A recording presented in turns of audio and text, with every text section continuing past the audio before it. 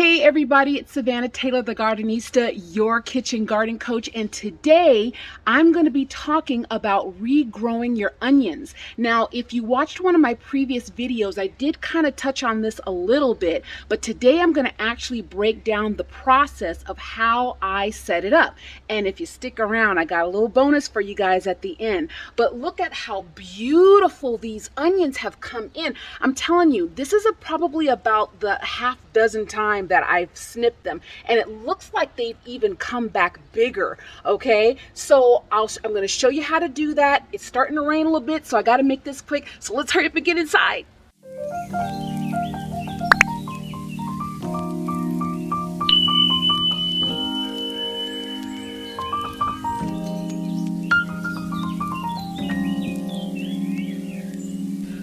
All right, so now that we're inside where it's nice and warm, I'm going to show you guys how I actually set up regrowing my onions. And I'm going to actually show you how I set up regrowing my green onions, or scallions as other people call them, and a regular onion. So this could be brown onion, yellow onion, sweet onion, purple onion, whichever. I'm going to show you how to do that. Now, if you've been following me, I have been actually doing kind of a little series on regrowing kitchen scraps.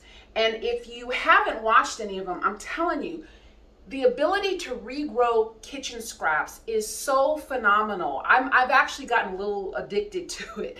I haven't been regrowing kitchen scraps for very long. I want to say it's been less than about a year. But man, once I started catching on, it has just been great and really exciting. And you know, not to mention, I don't know how much lettuce and onions and produce is costing where you are in the country or wherever you are in the world watching this, but the cost of food has really gone up. And it doesn't look like it's coming down anytime soon. So any efforts that we can make to stretch our dollars, I say, why not? And gardening in and of itself is economical. It's great. It's more nutritious for you.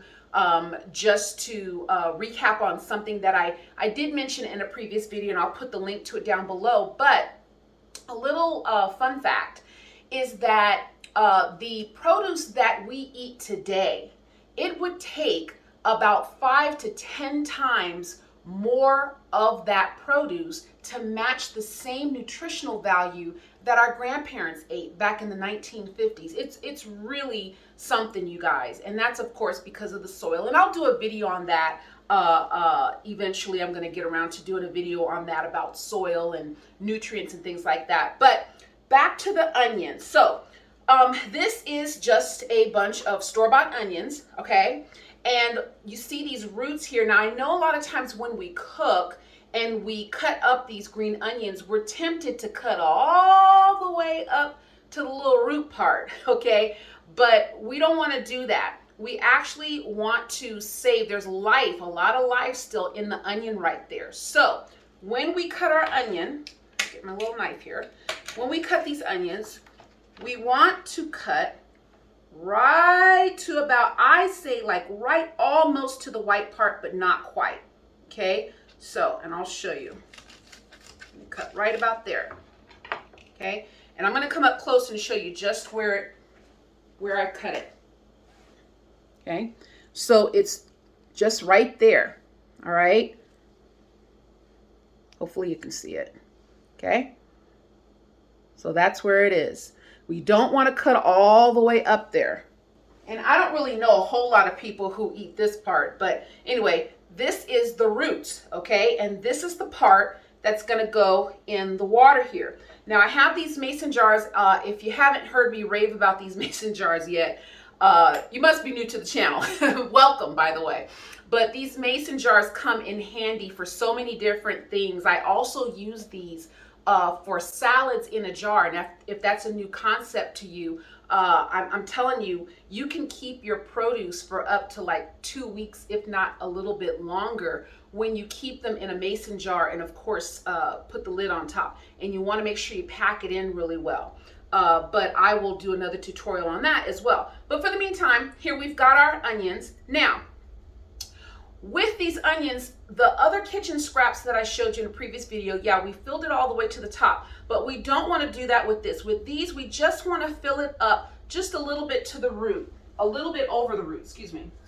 So just right there. All right, I'm gonna bring it up close. So we just want to bring it to right about there, okay? We do not want to fill it all the way up over the white part because what's going to happen is you're going to promote an accelerated rotting. Now, on some of the other things that you do have, you know, the decomposition going around the onion, but with these you don't want to do that. So you just kind of want to watch the water and change it about every 2 to 3 days. Just kind of watch it. And like I said before, you know what this is, you guys. This is low budget hydroponics. That's really what it is. And if you have kids, they are going to love this because it's fast. They grow back. You will see something in 2 days, if not 1 day. Definitely going to see something in 3 days. They grow back very, very quickly. And then once they get super tall, you can either keep them in your window, you know, with some sun, or you can do what I did out in my raised bed in my planter and put them in the dirt, and they will just keep coming back. I think they do last longer in the dirt though, you guys, because like I said, this is about my 6th snipping of those scallions that I planted outside, and they started from this. So again, and you can even leave a little bit more of the stalk on there if you want to. You don't even have to cut. This is kind of low.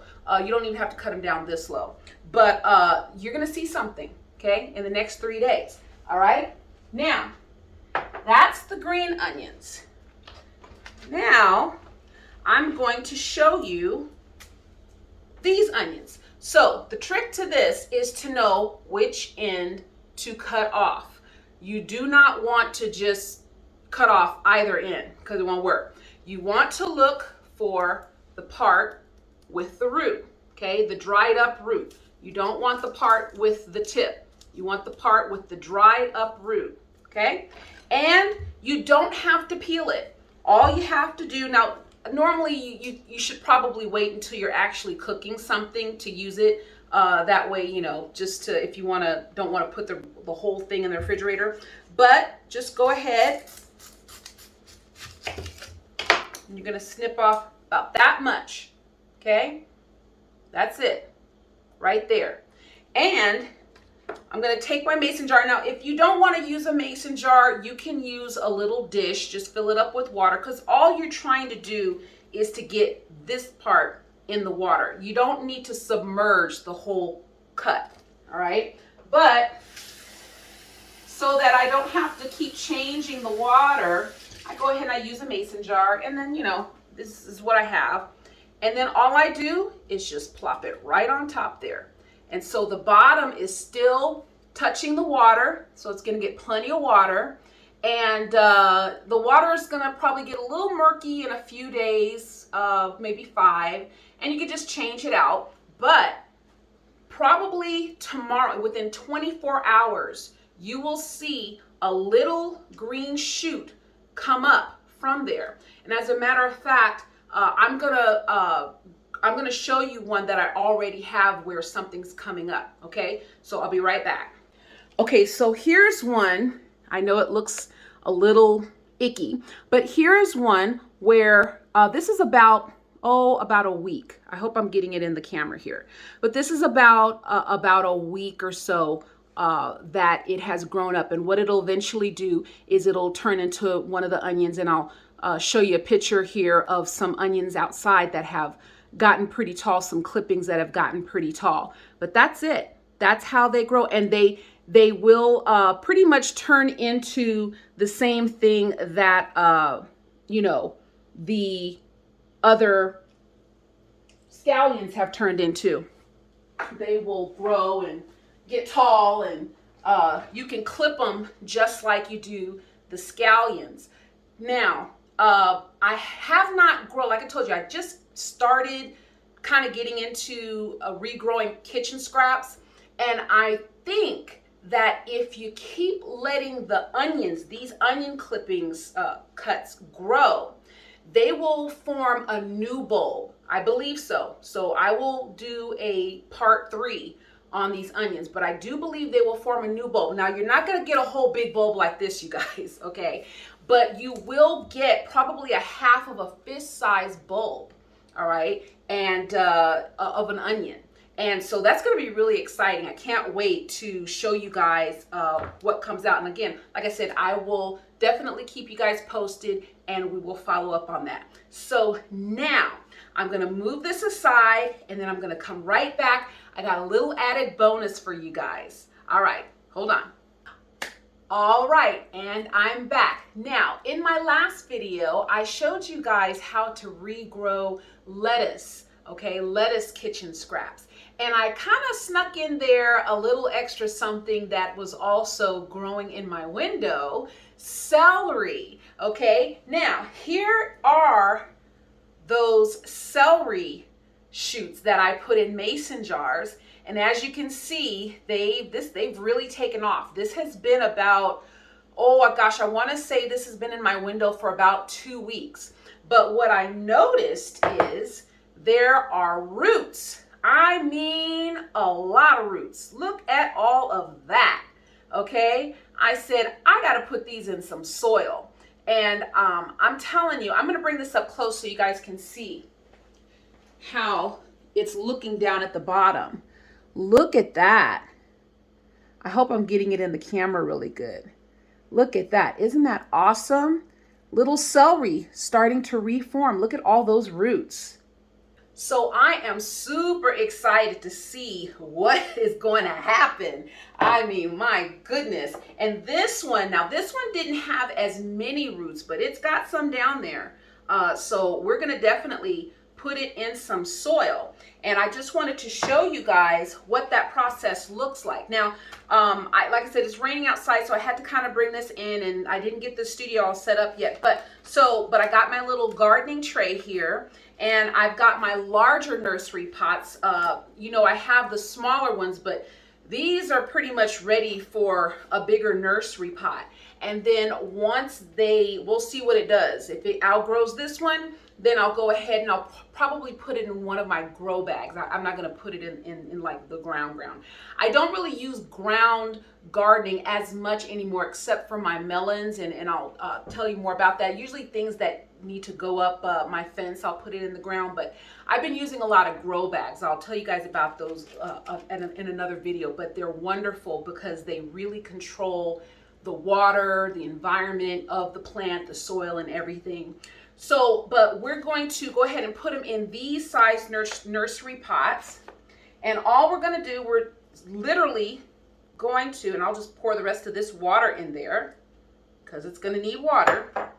But I'm going to set it in here, and then I'm going to take my soil. Now, this, what I do recommend, and you guys, some of you who are regular viewers of the channel, I highly recommend buying indoor soil. And a lot of them will say, this soil actually says indoor, outdoor. As long as it says indoor, I highly recommend it, because outdoor soil, if you bring that inside, you're going to get gnats. And we don't want that. Now, it's springtime, so you do have to kind of account for some little irritants, I call them. But if you notice here, I have, these are really great. These are the ZEVO bug catchers. You plug them in and the light comes on. I'm not going to even show you all the little gnats that it's caught. I didn't even know we had this many gnats, but that means it's working, right? But yeah, you just plug them in. And I have some here in the kitchen. I keep some, you know, downstairs and upstairs, especially as springtime approaches, because, whoo, Lord, mosquitoes. If we have any type of mosquito weather like we had last year, oh, yeah.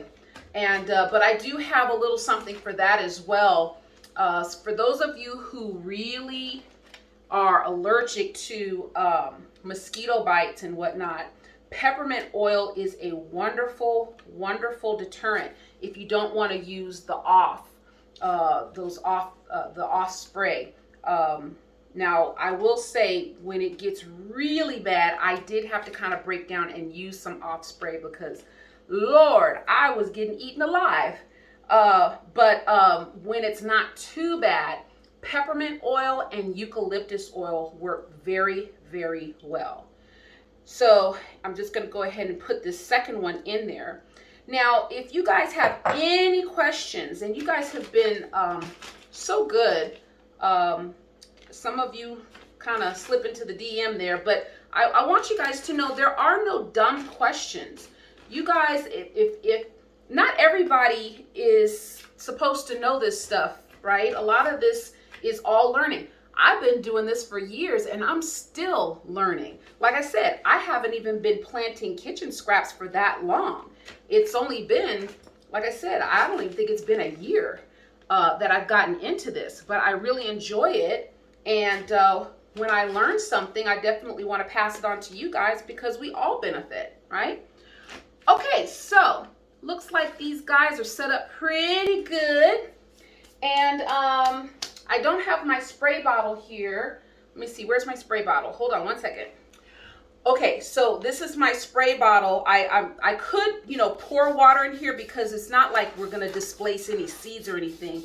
But the misting action is a little bit more effective. And I love this spray bottle. This is in my Amazon store. I have a link down at the bottom, but look, watch this. And it just keeps spraying. I love that. I know. But anyway, y'all, I'm crazy. But yeah, I love these. And these are, a misting bottle is especially beneficial when you are planting seeds, because if you just run stuff under the faucet, or if you take a hose and just, pour the hose into your seeds are going to get all displaced, and that's going to mess up your germination. So if you're outside, put your hose on mist for new seedlings, okay? And like I said, I could pour some water in here because I'm not dealing with seeds, but I just like the way the mist is so much more efficient in moistening the soil and not shifting it all around, because this is not wet soil. This is dry soil. So, a lot of times if you pour water on it, it moves all over the place and you gotta, resettle or whatever. But misting, in my opinion, is just a much more effective way to water your plants. And I'm so excited, you guys, to see what happens with the celery. Look at this. Isn't that gorgeous? It already looks like we're doing some things, huh? Right? Oh, I'm just so excited. So again, you guys, that's pretty much it. I just wanted to throw in that little bonus for you. And you guys know I'm going to keep you posted on how these are doing. And I'm not afraid to share. If it's a fail, it's a fail. Y'all know I'm going to share everything with you because we're all learning together. But that's it, you guys. Onions, the green onions, the brown onions, any kind of onions. And now we have celery. We're going to see. Now, one other thing. You can eat this as it is. This is still edible. These tops are edible. It almost kind of looks like, what's that? I can't think of that herb. Y'all can tell me down in the comments. Y'all know what I'm trying to say, but they're edible. It's still green. You can chop this up and put it in a salad if you don't want to wait for it to grow out. And that's just another wonderful thing about kitchen scraps. Okay. So again, that's it for today, you guys. Be sure to check out my Amazon store. Everything here, the gardening trays, the mason jars, the nursery pots, the spray bottles, soil. Get all your supplies because springtime is here. And this is the Super Bowl for gardeners, right? Okay, so I will catch you guys next time. And remember, this is why kitchen gardens matter. I'll see you guys next time. Bye.